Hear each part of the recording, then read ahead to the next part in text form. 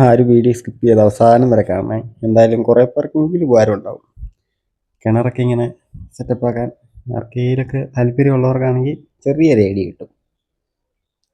ഇത് കിണറാട്ടോ, കണ്ടിട്ട് തെറ്റിദ്ധരിക്കണ്ട. ഇവിടെ പുല്ലും വെക്കാനുള്ള, പുല്ല് വെച്ചിട്ടില്ല, അതിൻ്റെ പെയിൻറ്റിങ് കഴിഞ്ഞിട്ടുണ്ട്. അതിൻ്റെ വീഡിയോ കാണിക്കുന്നു.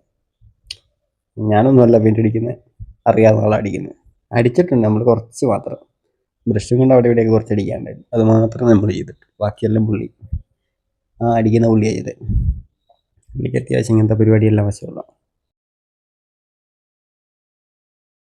പുള്ളിയാണ് അങ്ങനത്തെ പരിപാടിയൊക്കെ ചെയ്യുന്നത്. നമ്മൾ ഹെൽപ്പർ, പെയിൻ്റ് ഒഴിച്ച് കൊടുക്കുക, കൂട്ടി കൊടുക്കുക, അങ്ങനത്തെ പരിപാടികൾ മാത്രം. അടിക്കടിച്ച് റിസ്ക്കാണ്, കാണുമ്പോൾ നമുക്ക് സിമ്പിളായിട്ട് തോന്നുമെങ്കിലും കളറൊക്കെ മിക്സ് ചെയ്തെടുക്കാൻ ഇച്ചിരി പാടാണ്.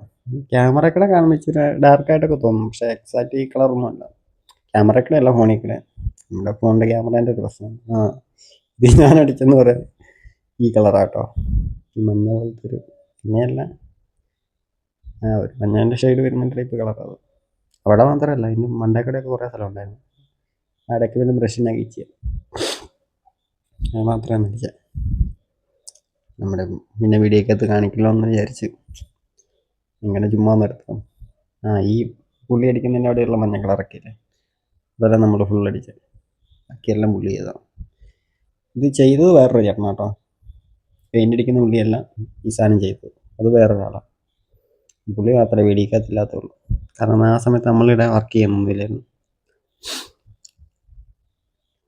ഇരിട്ടി ഭാഗത്തൊക്കെ ഉള്ളവർക്കാണെങ്കിൽ, കണ്ണൂർ ഇരിട്ടി ഭാഗത്തുള്ളവർക്കാണെങ്കിൽ, എന്തൊക്കെ ചെയ്യാൻ ആഗ്രഹമുള്ളവരാണെങ്കിൽ ജസ്റ്റ് കമൻ്റ് ഇട്ടാൽ മതി, ഞാൻ പുള്ളിൻ്റെ നമ്പർ വേണേൽ തരാം, ചെയ്തു തരും.